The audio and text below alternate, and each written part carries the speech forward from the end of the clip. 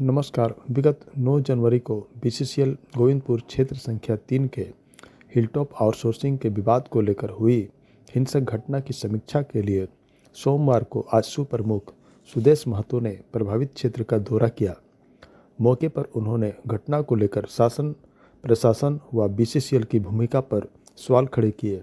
उन्होंने घटना को गंभीर बताया। जो घटना घटी ये सभी पब्लिक डोमेन में है, जिसको एक पत्रकार के रूप में आप भी देख रहे हैं, आम जनता के रूप में लोग भी देख रहे हैं। फिर इसमें बीसीसीएल की भूमिका, फिर और कुछ असामाजिक लोगों की भूमिका बड़ा स्पष्ट है। मैं अपने ग्रामीणों से भी मिलने के लिए गया था। कुछ आज यहाँ पर अपने जो हमारे सांसद साहब का जो एक भ्रमण कार्यालय था, उस कार्यालय को भी देखा। आप वहाँ भय देखा, यहाँ उसका एक विकराल रूप देखा गुंडागर्दी का। आगे जाएंगे, लोगों से बात करेंगे, चर्चा करेंगे।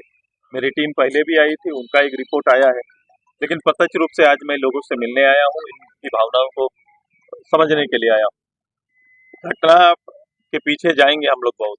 ये घटना कोई साधारण घटना नहीं है और मुझे लगता है ये पूरा प्रॉब्लम कोयलांचल का है।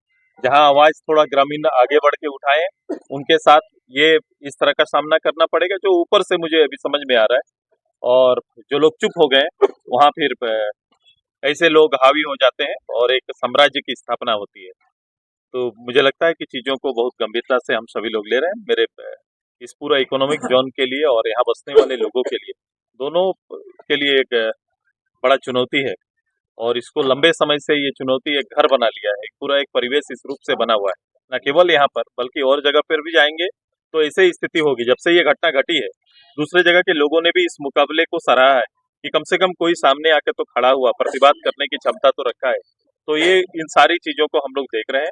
शासन की भूमिका भी देख रहे हैं। जो शासन के लोग हैं, उनकी भूमिका किस ओर है, कितना उत्तरदायित्व जनता के प्रति या फिर इनकी मांग के प्रति कितना उत्तरदायित्व है, इसका भी ध्यान हम लोग को है।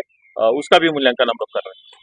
कोयलांचल में वर्चस्व एक परंपरा बन गया है, उस परंपरा को कैसे तोड़े? मैं इलेक्शन से पहले कोई पार्टी के कार्यक्रम में आया था। मैंने कहा था कि मैं इस पूरे संदर्भ में ये 100 साल जो समय बीता है, इस पे मूल्यांकन करने का अब समय आ गया है कि पूरे क्षेत्र के लोग, जिनकी धरती पर ये पूरा इतना बड़ा साम्राज्य स्थापित है, या फिर हम भारत और भारत के पूरे व्यवस्था में अगर हमारी कोई आर्थिक भूमिका है, तो आर्थिक भूमिका के अगल बगल रहने वाले या ये धरती पुत्रों का हालात पर हमें फिर से गौर करना पड़ेगा, बैठना पड़ेगा, समीक्षा करनी पड़ेगी। एक बड़ा चीज है इस पूरे प्रकरण में, जो दूसरा पक्ष है वो अवैध कोयला तस्कर कहलाता है। मैं कह रहा हूँ, आखिर इतना तस्करी हो रहा है, पुलिस बीसीसीएल, मैं कह रहा हूँ ये पब्लिक डोमेन में है।